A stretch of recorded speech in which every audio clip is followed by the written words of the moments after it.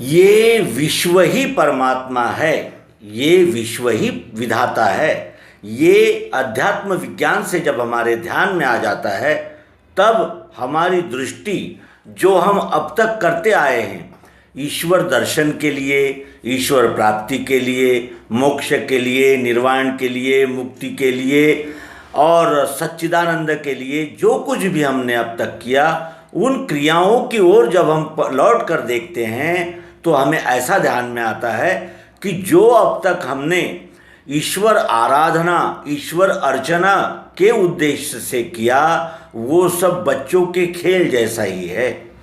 और इसका अनुभव प्रत्यक्ष और यथार्थ रीति से सद्गुरु भगवान श्री मायानंद जी चैतन्य, इन्होंने इस रचना में उपस्थित किया है, प्रदर्शित किया है, और हम जैसे साधकों को निर्देश करने के लिए उसकी रचना पद्य संग्रह नामक इस संग्रह में हमें प्राप्त होती है। ये परापूजा नामक रचना है और इस रचना में सद्गुरु हमें हमारे ईश्वर दर्शन की दिशा में हो रहे प्रयासों का सटीक और सरल रीति से बोध करा रहे हैं कि हमने करना क्या चाहिए और हम कर क्या रहे हैं, ईश्वर कैसा है और ईश्वर को हमने क्या मान लिया है। आइए रचना का रसास्वादन करें। सब सुनो ध्यान से, पूजा यह श्रुति गावे, नित करे प्रेम से, वे निश्चय निज पावे। सब सुनो ध्यान से सुनो, क्योंकि हम सुनते तो है लेकिन ध्यान से नहीं सुनते। तो ध्यान से सुनना किसे कहते हैं?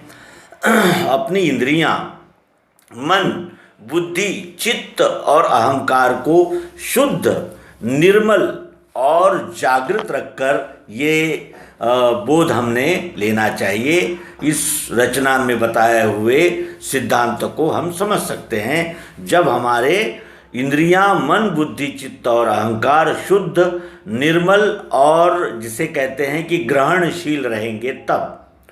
सब सुनो ध्यान से, पूजा यह श्रुति गावे। यह श्रुतियाँ पूजा गा रही है।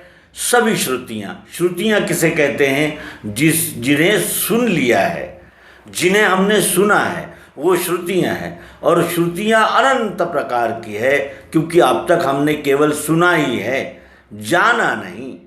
जानना केवल सद्गुरु युक्ति से ही हो सकता है। इसीलिए वो कहते हैं कि सब सुनो ध्यान से, पूजा यह श्रुति गावे। पूजा का अर्थ हमने जो ले लिया है चंदन, अक्षता, फूल आदि नहीं, पूजा, पूरा जानना। यह यानी पूजा का वास्तविक अर्थ अध्यात्म विज्ञानी जानते हैं। तो नित्य करे प्रेम से, और ये आरती, ये पूजा अगर कोई नित्य प्रेम से करता है तो उसे अपने आत्म रूप का निश्चय प्राप्त हो जाता है। वे निश्चय निज पावे, निज यानी अपने स्वयं का। जो स्वयं को जानता है वही ब्रह्मांड को जान सकता है, और जो ब्रह्मांड को जान गया है वही स्वयं को जान सकता है। इसलिए यहाँ कहा है कि नित्य करे प्रेम से, वे निश्चय, मैं कौन हूँ, इसका निश्चय यानी जिसे कहते हैं कि निसंशय रीति से प्राप्त करता है। जो तृण से ब्रह्मादिक में पूर्ण भरा है, जो तृण से यानी घास के यानी तिनके से लेकर के ब्रह्मादिक में संपूर्ण चराचर में जो अखंड एक रूप से व्याप्त है, पूर्ण भरा है, ओतप्रोत भरा है, आवाहन उसको देना ही नखरा है। उसको आवाहन देना, प्राण प्रतिष्ठाएं और उनको आवाहन देना कि आप इस प्रतिमा में समाविष्ट हो जाओ, ये न खरा है, ये झूठा है, ये खरा नहीं है और ये नखरा है। तुम पूजा के नाम पर ये सब नखरा कर रहे हो। आधार वही है सबका, संत जतावे। वही विश्वरूप परमात्मा तृण से लेकर ब्रह्मादिक यानी संपूर्ण सृष्टि का आधार है। ऐसा संत अपनी रचनाओं से बार बार जताते हैं। उसको कैसे, किस आसन पर बिठलावे, उस विराट विश्वरूप परमात्मा को कैसे बिठाएंगे और किस आसन पर बिठाएंगे।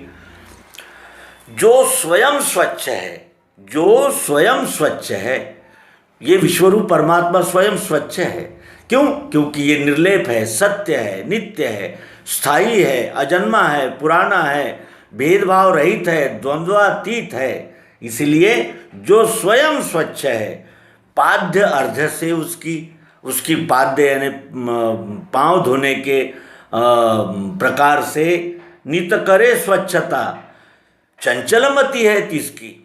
जो ऐसे विश्वरूप विराट परमात्मा के पांव धोकर स्वच्छता करता हूँ ऐसा कहता है, उसकी मति निश्चय ही चंचल होनी चाहिए। उसकी मति ही चंचल है, क्योंकि विश्वरूप परमात्मा तो विराट है।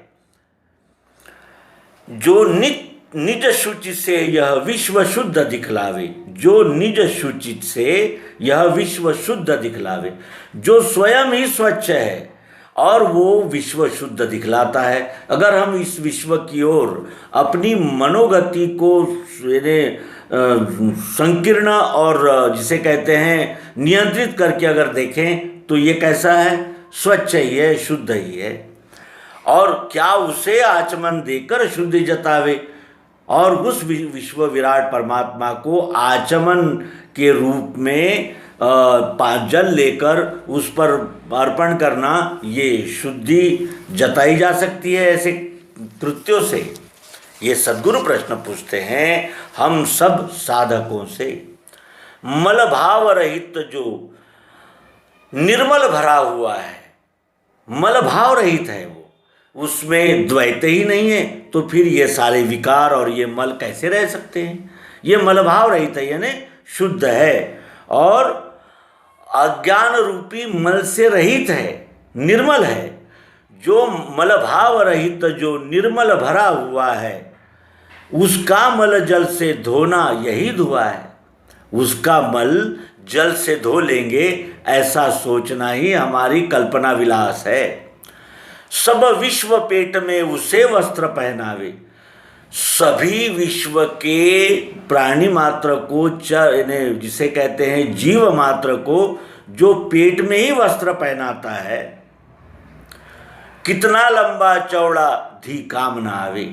उस विश्वरूप विराट को कितना लंबा चौड़ा वस्त्र पहनाए, यहाँ बुद्धि भी काम में नहीं आ सकती है। जो निरालंब है, जिसके आलंबन से ही ये सारी प्रकृति कार्य कर रही है, वो निरालंब है, आदि अंत नहीं रखता।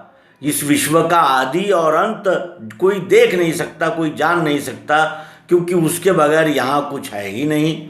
जो स्वयंभू है, उपवीत उसे नहीं विधि भी पहना सकता। उसे यानी जिसे कहते हैं कि उपवीत कहते हैं जनेऊ को। ऐसे निरालंब और आदि अंत न रहने वाले विश्वरूप परमात्मा को तो विधि यानी ब्रह्मा विष्णु महेश, ये तीनों विभूतियाँ जिसका वर्णन करती है, वो भी उसे उपवीत यानी जनेऊ नहीं पहना सकते, क्योंकि वो विराट है। उसके ही आधार पर ये तीनों गुण कार्य करते हैं, जिन्हें हम ब्रह्मा विष्णु महेश के रूप में जानते हैं, जो हमारे शरीर में कफ वात पित्त बनकर कार्य कर रहे हैं। जो निरालंब है, आदि अंत नहीं रखता, उपवीत उसे नहीं विधि भी पहना सकता।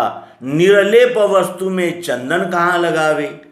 जो निर्लेप है, जो जिसने कोई छिपाव दुराव नहीं किया है, जो निर्लेप है, जो साक्षात है, समक्ष है, ऐसे निर्लेप वस्तु में चंदन कहाँ लगावे। इस विश्वरूप परमात्मा को हम कहाँ चंदन लगाएं? और वासना रहित को कैसे पुष्प चढ़ावे। जो स्वयं वासना रहित है, ये विश्वरूप परमात्मा वासना रहित है, इसको कोई वासना नहीं है, ये निर्वासना है। और इस वासना रहित को पुष्प यानी फूल कहाँ चढ़ाएंगे बताइए। जो रम्य रूप जिसकी सुंदरता छाई, जो रम्य रूप है, जो सदा युवा है और रम्य है। हम विश्वरूप परमात्मा के रम्य रूप का दर्शन करने जाते हैं तो ये पांचों ज्ञानेंद्रियां, पांचों कर्मेंद्रियां, मन, बुद्धि, चित्त और अहंकार भी स्तब्ध हो जाते हैं। इतना ये रम्य है और सुंदर है।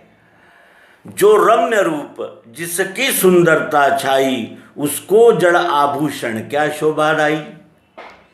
और वैसे विश्वरूप परमात्मा को जड़ आभूषण क्या शोभा दे सकते हैं कि जिसकी शोभा सागर, नदियाँ, पहाड़, तीनों ऋतुएं और ये वसंत, शिशिर, हेमंत, ये जिसका श्रृंगार करते हैं, जिसको यानी नए नए रूप में प्रस्तुत करते रहते हैं, ऐसे रम्य रूप सुंदर विश्वरूप परमात्मा को जड़ आभूषण शोभा दे सकते हैं। जो रम्य रूप जिसकी सुंदरता छाई, उसको जड़ आभूषण क्या शोभा दाई। जो नित्य तृप्त है, और ये विश्वरूप परमात्मा कैसा है, नित्य तृप्त है। जो नित्य तृप्त है नैवेद्य उसे बतलावे। जो नित्य तृप्त है ऐसे परमात्मा को हम नैवेद्य बताते हैं। 13 गुणों का क्या वह बीड़ा खावे। 13 गुणों का बीड़ा क्या वह खावे। जिससे सब निर्मित हुआ है वो 13 गुणों का बीड़ा खा सकता है। कैसे खाएगा? क्योंकि स्वयं वो 10 और 3 यानी पृथ्वी, जल, अग्नि, वायु, आकाश, सत्वगुण, रजोगुण, तमोगुण, अस्थि भाति प्रियत्व रूप अक्षरात्मा, ये 8 नवी गुण साम्या और इन सब का समुच्चय ये विश्वरूप परमात्मा, क्या वह ये बीड़ा खा सकता है? क्योंकि सब उसी से तो प्रकाशित है अनंत। जो तीनों गुण नित गाते हैं, जो अनंत है, ये तीनों गुण यानी सत्वगुण, रजोगुण, तमोगुण, ये तीनों गुण उसे नित्य रूप से गा रहे हैं। वेद, उपनिषद और अनेक प्रकार के ग्रंथ, पंथ, मत, संप्रदाय जो जिसको नित्य गा रहे हैं, और जो अनंत है जड़धि से उसको परिक्रमा देते हैं। और ऐसे विश्वरूप परमात्मा को इस जड़ बुद्धि से परिक्रमा देने का प्रयास करते हैं। क्या हम इस विश्वरूप विधाता की परिक्रमा कर सकते हैं? जहां एक कहे माया भ्रम हो जावे। अगर हम इस विश्वरूप परमात्मा को एक कहते हैं तो वहां माया भ्रम हो जाता है। क्योंकि जो नित्य है, उत्पत्ति स्थिति लय का उसका ये चक्र एक क्षण भी स्थिर नहीं रहता। ऐसे परमात्मा को यदि हम एक कहते हैं तो भी उसमें माया और भ्रम हो जाते हैं। तहाँ नमस्कार यह शब्द ही गोता खावे। वहाँ नमस्कार यह शब्द ही गोता खाता है। नमस्कार करें किस दिशा में, किस रूप को, कहाँ, कैसे? अब अवेद्य है, जानना भाग जाता है। जिसको जान ही नहीं सकते, अवेद्य है यानी जिसको नहीं जाना जा सकता, जो ज्ञान से भी परे हैं, उस अवेद्य परमात्मा को जानने में निकलते हैं, जानने को निकलते हैं तो जानना ही भाग जाता है। स्तब्ध हो जाते हैं हम, जानना ही भाग जाता है। फिर वेद जानना किस प्रकार गाता है? तो फिर ये कहता है वेद कि हम जान रहे हैं, तो वेद किस प्रकार जान पाएंगे? प्रयास कर रहे हैं लेकिन जान नहीं पाते उसे। जिसके प्रकाश से अक्षर ब्रह्म कहावे। जिसके प्रकाश से यानी इस संपूर्ण विश्वरूप पुरुषोत्तम परमात्मा के प्रकाश से जो अक्षर ब्रह्म रूप से इस चर अचर यानी संपूर्ण जीव मात्र में और वस्तुओं में ओतप्रोत व्याप्त है, उसको प्रकाश क्या दीपक से दर्शावे। उसको क्या दीपक प्रज्वलित करके हम प्रकाश दर्शा रहे हैं, दर्शा सकते हैं। जो बाहर भीतर जड़ चेतन में सम है। जो बाहर भी है, भीतर भी है, जड़ में है, चेतन में भी है, उसका स्थानांतर करना ही दृढ़ भ्रम है। उसका स्थानांतर करना ये दृढ़ भ्रम है। और हम देखते हैं जगन्नाथपुरी आदि स्थानों पर कहते हैं कि हम परमात्मा का स्थानांतरण कर रहे हैं। क्या हम उसका स्थानांतरण कर रहे हैं जो इतना विश्व विराट स्वरूप में हमारे सामने सदैव उपस्थित है? उसका स्थानांतरण किया जा सकता है। इसलिए ऐसे नित्य मायानंद सत्य गोरावे, ऐसे नित्य यानी सदैव मायानंद गोरावे, यानी पुकार रहे हैं, बार बार बता रहे हैं, बार बार दोहरा रहे हैं, ऐसे नित्य मायानंद सत्य गोहरावे, निज पूजत यानी स्वयं के ही आत्म रूप में उसकी पूजा प्रतिष्ठा करते हुए भगवत दास घाट में ध्यावे। भगवत दास घाट पर उपस्थित होकर उन्होंने ये रचना की और ये ऐसे नित्य मायानंद सत्य गोहरावे, निज पूजत भगवत दास घाट में ध्यावे। ये श्री सद्गुरु भगवान मायानंद जी चैतन्य, इनकी परा पूजा नामक रचना का हमने आस्वाद लिया और हम इस परा पूजा को जानकर उस विश्वरूप विधाता की सेवा अपने प्राकृतिक गुण और स्वभाव वर्ण के द्वारा करेंगे और धीरे धीरे अकर्म रूप से उसी विश्वरूप की सेवा में संलग्न होकर विश्वरूप ही बन जाएंगे। इस शुभ कामनाओं के साथ नर्मदे हर सद्गुरु भगवान की जय।